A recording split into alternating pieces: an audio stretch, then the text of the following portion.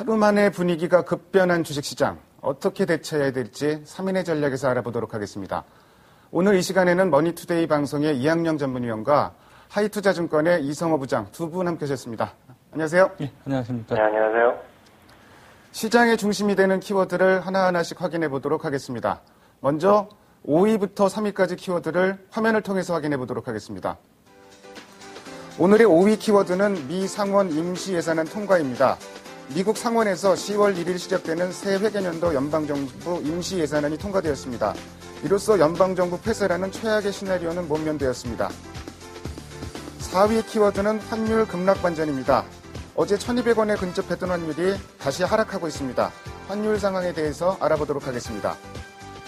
3위 키워드는 그리스 독일 정상회담입니다. 그리스 디폴트 문제가 이번 주를 고비로 보여지는 가운데 다각도 방안이 검토되고 있습니다.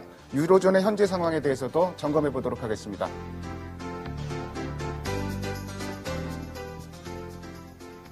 환율 문제를 먼저 좀 거론해 보도록 하겠습니다.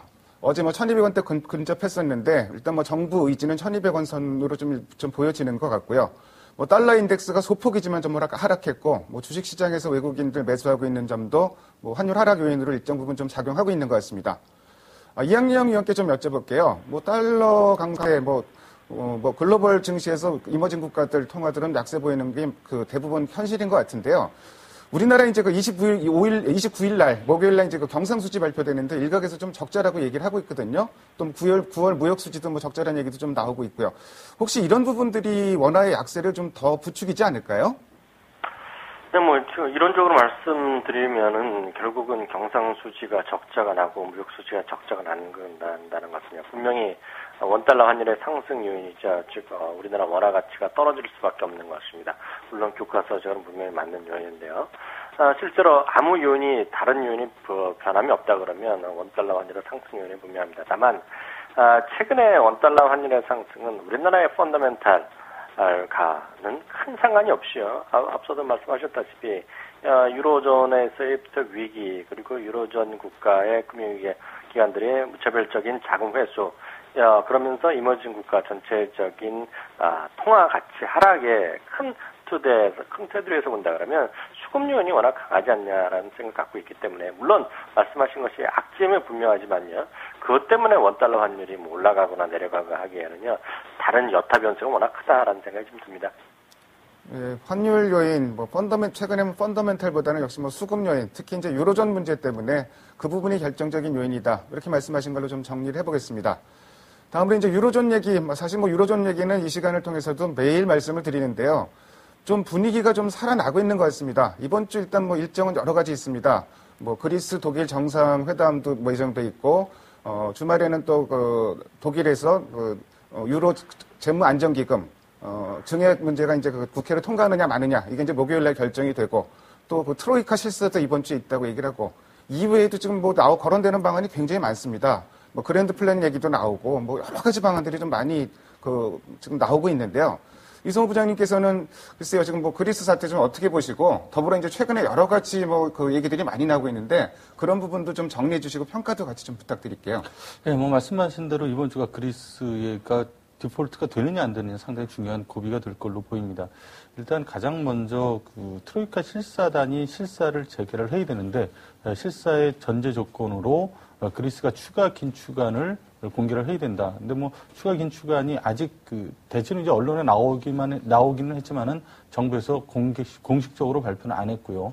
이게 나오고 나서 추가 실사에 들어가고 10월 3일 날 또 유로존 재무장관 회의가 있는데 실사 이후에 실사 보고서를 거기다 제출하면 거기서 6차 지원금 80억 유로를 지원을 할지가 결정이 이제 10월 3일 날 됩니다. 그래서 10월 3일 날 된다는 소리인데 지금 그리스에서 상당히 시위가 너무 격화되고 있고 총파업이 되고 있고 그래서 정부에서도 사실 추가 긴축안을 지난 주말에 마련을 했습니다만 경찰까지 시위에 가서 했던 얘기까지 예, 있죠. 그렇습니다. 네. 공무원들도 워낙 많이 지금 잘리는 그런 상황이기 그렇죠. 때문에 예. 상당히 좀 어려운 상황이고 그래서 선뜻 발표를 하지 못하고 있는 그런 입장인 것으로 보입니다.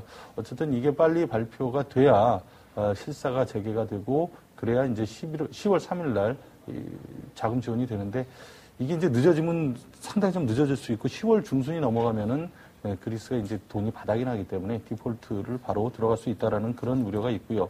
또 오늘 밤에 말씀하신 대로 그리스하고 독일 정상 간의 회담이 있고 또 그 1,590억 유로에 대한 2차 구제금융과 관련해서 내일 28일 날 핀란드가 일단 있고요. 29일 날 독일, 30일 날 오스트리아가 있는데 핀란드가 가장 큰 문제가 되고 있습니다. 왜냐하면 핀란드는 담보를 요구하고 있단 말이죠. 그 담보를 요구한 것과 같이 이번에 투표에 들어갈 거기 때문에 어떤 입장 설정이 명확하게 돼야 된다. 아직까지 그게 안 되고 있다는 것들은 핀란드 투표가 좀 연기될 가능성도 있고 그래서 그런 문제들이 빨리 좀 해결이 돼야 되고 뭐 이런 것들 이런 이벤트 결과에 따라서 그리스 문제가 좌우가 되겠지만은 근데 이제 그리스 관련해서 해법은 점차 제가 보기엔 좀 가닥을 잡아나가고 있는 거 아니냐라고 생각을 합니다. G20에서 논의가 됐다던 소위 삼각 글랜드 플랜 이것이 현실화되고 있다라는 건데요. 삼각 글랜드 플랜 하면 세 가지로 볼 수가 있습니다. 첫 번째 그리스 질서 있는 디폴트를 한다는 거죠. 한 채권 상각은 한 50% 정도로 하고 대신에 유로존에 잔류한 것으로 그렇게 하고요. 두 번째가 은행에 대한 구제입니다. 그리스 자체만 그 디폴트가 난다면 문제가 아닌데 이게 여타 은행이라든가 다른 나라로 번진 것을 우려하고 있기 때문에 그리스를 쉽사리 디폴트를 내지 못하고 있는데 은행에 대해서는 지금 지난번 스트레스 테스트 결과 필요한 돈이 한 25억 유로인데 이거보다 훨씬 더 많은 돈을 투입을 하겠다는 거고요. 또 ECB에서 커버드 본드 매입을 재개한다든가 또는 만기 12개월이 넘는 채권 매입을 또 해준다. 장기 은행 대출을 다시 도입한다. 2년 만에 뭐 이런 것들로 은행을 도와주고요. 그다음에 EFSF 자본 확충 문제가 지금 심도 있게 논의가 되고 있습니다. 레버리지를 사용한다는 건데 단순히 이거를 뭐 한 20% 보증을 해서 2,200억 유로, 4,400억 유로를 한 5배 정도 해서 2조 유로로 증액하는 그런 방법도 논의가 되고 있고요. 또 하나는 여기서 채권을 EFSF에서 사서 그거를 ECB에다가 맡기고 또 돈을 빌리는 거죠. 레버리지를 일으키는 예, 그래서 또 채권을 사고 그 담보로 맡기고 또 돈을 갖고 와서 이렇게 산다는 그 두 가지 안이 지금 논의가 되고 있는데 어차피 이런 것들이 현실화가 되고 실행이 된다면은 그리스는 사실 뭐 이제 그리스의 위기에서 벗어나고 유럽의 위기인데 유럽의 위기는 제가 보기엔 좀 안정이 될 가능성이 높다라고 보고 있기 때문에 한시 앞에 좀 이런 것들 빨리 실행이 돼야 된다고 봅니다. 시기가 문제일 것 같은데요. 아까 이제 핀란드 말씀도 듣고 하셨는데, 그러니까 뭐 유로 재무안정기금, 재정안정기금 증액하는데도 지금 이렇게 혼선이 있는데 그랜드 플랜까지 가기에는 상당한 갈등과 또 시간이 좀 많이 필요하지 않을까요? 그러기에는 지금 너무 그 금융시장이 혼란스럽고요. 여러 가지 이제 채권, OIS 스프레드라든가 기타 좀 주식시장도 그렇고 그런 것들이 상당히 그 위기 때 수준까지 지금 올라오고 돈줄이 은행들도 상당히 마른 상황이기 때문에 여기서 더 늦출 수는 없는 그런 상황으로 보고요. 사실 요번에 국회에서 17개 나라 중에서 3나라 빼고 14개 나라가 통과되는데 프랑스라든가 이탈리아는 통과가 이미 됐죠. 5개 나라는 됐고. 나머지 나라들 같은 경우에 이제 좀 문제가 되고 있는데, 이번 주에 오스트리아까지만 통과가 된다면은 크게 문제는 없을 걸로 보이고요. 이게 EFSF 증액에 관한 문제가 아니라, 그거를 이제 활용을 잘할 수 있는 문제거든요. 레버리지를 일으키는 것을 돈을 더 걷어가지고 하는 거기 때문에, 조금 시행이 되기까지는 시간이 좀 필요합니다만은, 결국 이런 것들이 어떤 스킴으로 짜여져서 뭐 공포가 되고 그렇게 된다면 불안 심리가 일단 안정이 되고 그러면 주가도 더 이상 떨어지지 않을 거라고 봅니다. 예, 이제 갈등은 뭐 앞으로도 있겠지만 지금 상황이 워낙 지금 막바지 국면에 다다른 그 상황이기 때문에 그런 상황 자체가 좀 진행을 빨리 시킬 가능성도 있다. 좀 이렇게 보시는 것 같습니다. 다음으로 오늘의 2위 키워드를 화면을 통해서 확인해 보도록 하겠습니다. 오늘의 2위 키워드는 금값 4일째 하락입니다. 금 가격이 연 4일째 하락하고 있습니다. 물론 금 가격 하락 속도는 이제 좀 많이 둔화됐고 다른 원자재 가격도 이제 뭐 서로 좀 엇갈리는 양상. 예를 들어서 은 가격이나 구리 가격은 올라가고 식품 가격은 좀 내려가고 좀 다시 이런 양상이 좀 전개가 됐습니다. 또 이제 다른 변화를 보면은 최근에 급강세를 보였던 달러 인덱스라든지 미국 국채 가격 또 소폭이지만 좀 하락을 하는 이런 모습을 좀 보였는데요. 이성호 부장님께 좀 여쭤볼게요. 그러니까 지금 그 금 가격 하락한 게 결국 금도 안전자산이 아니다. 이런 인식이 좀 있는 것 같은데, 금 가격, 뭐 어떻게 보시고, 뭐 상품 가격에 대해서도 말씀해 주실 수 있으면 말씀을 좀 해 주십시오. 최근 4일 동안 12% 정도 금 가격이 급락을 했습니다. 온수당 1,600달러가 이제 붕괴가 됐고요. 고점 대비로는 한 17% 정도 하락을 했는데, 뭐 말씀하신 대로 주식이라든가 여타 상품 쪽이 크게 내리면서 많이 손해를 본 헤지펀드들이 이익 난 게 이쪽이니까 여기라도 좀 팔아서 현금을 마련하려 했다. 사실 불안하다. 뭐 그런 것들로 해서 매도가 많이 나왔고 그것 때문에 떨어졌다라는 것도 있고 또 그 사이 이제 달러가 강세를 보인 것도 금값 하락의 이유라고 볼 수 있습니다만은 제가 보기에는 이렇게 많이 떨어진 건 그런 이유보다 선물 증거금 인상이 더 큰 이유가 아니었을까 싶습니다. 지난번에 이제 지난 주말에 선물 증거금을 금을 21%를 올리고요. 은도 16%, 구리도 18%, CM에서 이렇게 올렸거든요. 과거에 은도만 올렸을 때 은값이 폭락하고 금도 8월 달에 올렸을 때 6% 정도 빠졌다시피 뭐 이런 것들이 직접적인 영향을 미쳤다라고 보고 어느 정도는 그 안전자산으로서의 위치도 좀 퇴보하는 그런 상황도 좀 있다라고 봅니다. 그렇지만은 전반적으로 아직 금에 대한 수요는 여전히 좀 강하지 않겠는가 그렇게 보고요. 그래서 금에 대한 지위가 좀 크게 흔들릴 만한 것은 아니다. 그래서 지금 단기간에 너무 많이 빠졌기 때문에 여기서 추가 하락보다는 어느 정도 좀 멈추는 여기서 반등이 좀 나올 만한 자리가 아닌가라고 그렇게 봅니다. 20일 만에 지금 16% 정도 떨어졌는데 기술적으로 보더라도 약 지금 1,600달러가 깨졌는데 1,550달러 선에서는 기술적으로도 지지선이 형성이 되고 있기 때문에 그런 정도에서도 멈추고요. 그리고 최근에 이제 금뿐만이 아니라 구리 같은 원자재 가격도 급락을 했는데 국제 글로벌 경기 둔화가 가장 큰 요인인데다가 뭐 모든 가격이 붙은 모든 것들이 지금 투자 심리가 급변하다 보니까 떨어졌던 그런 상황이고 이런 것들을 어떤 펀더멘탈적인 거라기보다는 다분히 심리적인 요인이 강하기 때문에 추가적인 하락은 상당히 제한적이지 않겠는가 그렇게 보고 있습니다. 상품 가격 추가 하락은 좀 제한적으로 보시는 것 같고요. 이학년 위원님께는 좀 이거 여쭤볼게요. 만약에 지금 뭐 상품 가격이 뭐 지금 현재도 좀 많이 떨어졌는데 이런 부분이 지금 우리나라 지금 뭐 당면한 문제 중에 하나가 이제 물가 문제인데요. 물가에는 그나마 좀 긍정적으로 작용하지 않을까요? 네, 뭐 어느 정도는 뭐 그럴 수밖에 없겠죠. 다만 우리 이성호 부장께서도 정확히 지적을 해주셨지만은요. 최근에 어떤 금 가격도 마찬가지고요. 결국 구리 가격도 마찬가지고 전부 다 마찬가지인데요. 도대체 원자재 가격이 왜 내렸냐는데 일단 주목을 하셔야 됩니다. 그것은 바로 지적을 하셨지만 결국은 전 세계적 경기 둔화에 대한 우려감이 가장 큰 것이죠. 거기에는 뭐 안전자산에 대한 수요도 있고 여러 가지가 있겠지만은요. 결국은 금 가격이 떨어진 결정적인 이유도 결국은 전반적인 상품 가격이 떨어지니까 같이 떨어질 수밖에 없었던 것이라고 봅니다. 맞습니다. 물가만 보면 원자재 가격이 떨어지면 우리나라 뭐 다들 아시는 거 아닙니까? 원자재 대부분이 수입하는 나라이기 때문에요. 당연히 물가에는 하락 압력이 되겠죠. 맞습니다. 경제학적 교과서는 분명히 맞는 얘기인데요. 우리 부분 냉정하게 한번 생각해 보실 필요가 있다고 저는 생각하고 있는데요. 무슨 얘기냐면요. 우리나라 대표적인 포스코도 마찬가지고요. 다른 뭐 식품회사도 마찬가지고 정회사도 다 마찬가지입니다. 실제로요, 지나고 나면 원자재 가격이 올라갔다고 해서요, 이 제품들의 물가를, 자기네 가격을요, 100% 올리지 못했거든요. 무슨 얘기냐면, 좀 올려야 되는데도 불구하고, 정부 압력에 의해서 여러 가지 제품들의 가격을 올리지 못했기 때문에요. 실제로 물가가 원자재 가격이 떨어진다 하더라도 항상 뭐 뉴스에 나오겠죠. 해외 원가는 떨어졌는데 왜 물가 안 내리냐고 제품 가격이 안 내리냐고 또도 비판하는 목소리 나오겠지만은요. 제품 가격에 100% 반영을 하지 못한 것이 대한민국 대부분의 제품 가격이기 때문에요. 실제로 엄청 떨어지지 않는 이상요. 물가의 상승 압력은 줄어들지 모르지만요. 그것이 어느 정도 물가까지 내려가는 요인까지 가기에는요. 상당히 먼 얘기가 아니냐라는 생각이 좀 듭니다. 상품 가격 하락이 물가에는 일단은 뭐 긍정적인 영향을 줄 수 있겠지만 그 반대 급부의 다른 부정적인 면도 같이 생각해야 된다. 이렇게 말씀하셨습니다.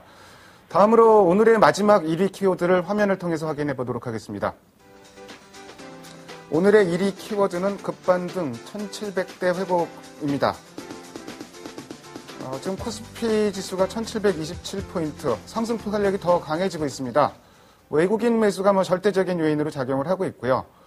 일단 어제 이틀 동안 급락 이후에 오늘 반등을 일단 긍정적으로 볼 수 있는데, 이학영 위원님께는 좀 이런 질문 드려볼게요. 일단 뭐 저희 이번 주 유로존 사태 어느 정도 이제 피크가 좀 단기적인 피크가 또 지나고 다음 주에는 이제 본격적인 어닝 시즌이 시작되는데요. 자동차 빼고는 지금 전망치가 계속 내려가고 있습니다. 그래서 뭐 어닝 시즌 좀 어떻게 보십니까? 네, 결론부터 말씀드리면요. 미국은 그나마 지난 2분기죠. 우리 기준으로 보면 2분기입니다. 물론 기업마다 다 틀리지만은요.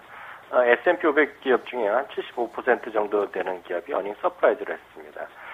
실적 괜찮았다는 얘기죠. 아마 3분기는요, 미국조차도요, 지금 실적에 대한 목표를 하향 조정하는 것이 대세라고 봅니다. 그렇기 때문에 S&P 500 기준은 지금 뭐 13.5배다, 14배 얘기하는 것들도 그보다 지금 신뢰성이 떨어진다는 얘기가 많이 하고 있거든요. 우리나라도 마찬가지라고 봅니다. 우리나라는 이미 2분기부터 어닝 쇼크였죠. 대부분의 기업이 어닝 쇼크였습니다.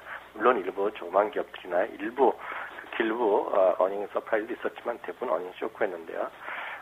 맞습니다. 어닝 시즌 돌아왔는데요. 제가 봤을 때는 실제로 어닝에 따른 기대감을 가질 만한 기업이 몇 개 없을 거라는 생각을 갖고 있고요.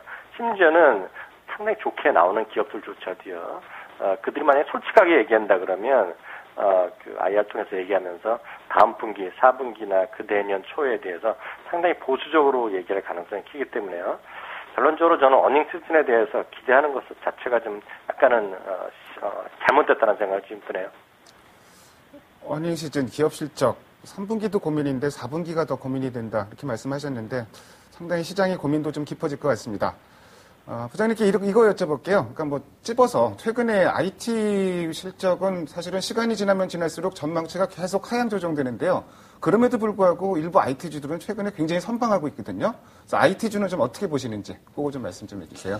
네, 맞습니다. IT 쪽은 뭐 최근에 그래도 상대적으로 좀 선방하고 있고 강세를 보이고 있는 그런 현상을 보이고 있습니다.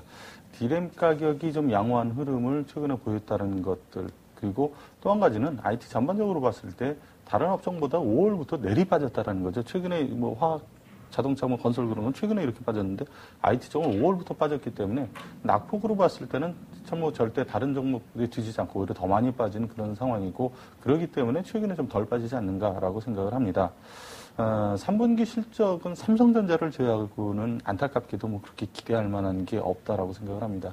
갤럭시 S2가 지금 4월 말에 출시돼서 지금 5개월 만에 전 세계적으로 1000만 대가 팔릴 정도로 호황을 누리고 있다. 뭐 3분기에 삼성전자가 이 정보통신 부분에서 한 2조 정도의 영업이익을 거두지 않을까라는 그런 예상을 지금 하고 있는데 그렇기 때문에 뭐 다른 쪽은 뭐 그다지 기대를 하긴 좀 어렵고요. D램, LCD, LED 모든 이런 전자제품 가격들이 아직은 오르지를 못하고 바닥권에서 헤매고 있고 LCD 같은 거는 또 계속 떨어지고 그렇죠. 있거든요. 네.